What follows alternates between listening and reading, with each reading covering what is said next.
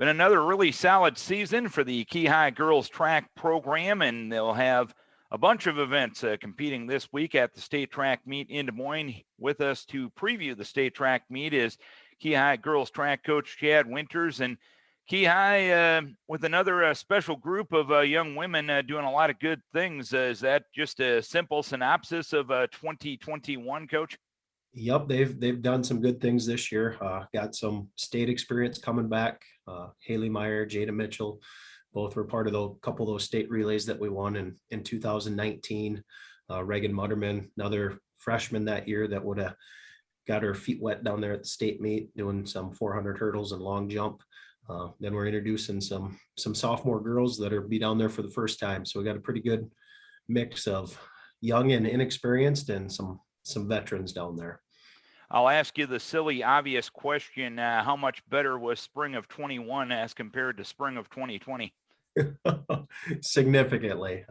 Obviously, everybody's heart was torn out when the news broke that everything would be shut down, and we never did get the chance to compete, especially coming off the incredible season that we had to finish up 2019. That was just heartbreaking for everybody to handle, especially upperclassmen, seniors that were expecting big things from and never had the chance to compete. When you go back to last Thursday, you were down at the state qualifying event in Edco, and as most people know, in Class 1A, the winner is the only automatic qualifier, and you have to wait about 15 hours to figure out whether the rest of them will join those kids down in Des Moines. How anxious of a 15-hour period is that for really everybody in 1A, hoping to get a lot of kids down to Des Moines, but you don't know until it's posted on Friday morning? Right. You have a good idea on some of the events that you run. That district, just top to bottom, is so tough. I mean, year in and year out, there's multiple state champions that come out of that district. Kind of a double-edged sword because, like you said, only the district champion is the automatic qualifier, but competing against those type of teams, you know that if you're halfway close to them, you're right there. DMed, for instance, Turkey Valley ended up winning it. We were second, a couple seconds behind, and those were the top two times in 1A for the DMed. I think three of the top four times in 1A were for the 800 were out of our district with Blazik, Meyer, and Southwind. So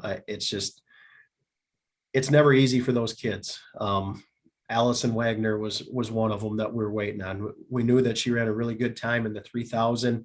Felt fairly confident about that one. 1500 was a little more borderline. We knew the 4x4 was very close. That ended up sneaking in by, I think, 0.5 seconds. So it's always good news when that final tally comes in and you're able to see what you are actually running in Des Moines the following week. You talked about Haley Meyer a little bit earlier, of course, on your state championship team. I remember her in the 1500 that Saturday afternoon, passing about four girls down the front stretch. And without that, you guys don't take the tallest trophy. And that was just the tip of the iceberg to what she's done in her career to this point. How much better is she now than her freshman year when she did something so key to help you win a state title? Significantly. She's just continuing to improve. Obviously, most people in the area saw what she did during the cross country season, able to run to the individual title and in Fort Dodge last fall. There isn't too many girls that could handle what I asked her to do last Thursday. You got the 3000, the 15, the 8, and then the 800 and the distance med. You can't do any more than that in a track meet. Distance wise, that's a tough ask, and she put down 4 quality times in every one of those events. The Pogie girl from Tri-Center, who was she was the defending state champion in cross country the year before. She's a very similar type girl that Haley will actually end up seeing in all 4 of her events down there. But asking a kid to put in that type of effort takes a special type of kid, and she answered the bell every single time on Thursday night. And within that district, you had Jalissa Blazik as well from Turkey Valley, Billy Wagner from Southwind, and a few of those distance events. They were 1, 2, 3 down at the state cross country meet. How does competing against those really state caliber kids on a meet by meet basis, like you often get the opportunity to do. How does that help you guys really get ready for the Big Blue Oval? Significantly. They're competitive girls. I'll be honest, we don't see Southwind a ton. We do see Turkey Valley quite a bit. Coaches may talk beforehand to make sure that they match up a time or two during the meet, just to make sure that we get out of them what we want to get out of them. Coach Hackman and myself had a couple conversations previously in the year. Jalissa's running fantastic right now. She's on a mission. Haley's on a mission. Good things are going to come from Northeast Iowa at the state track meet this week. You can almost guarantee it.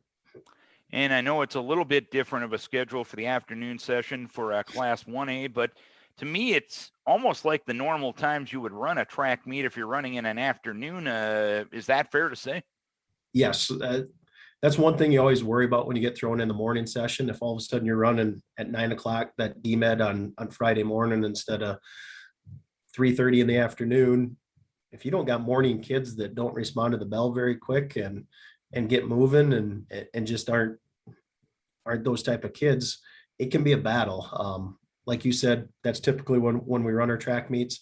The issue we got to overcome is we're in a hotel room, we're 4 hours from home. How do we kill that time without letting nerves build up? A couple of them have handled it in the past just fine.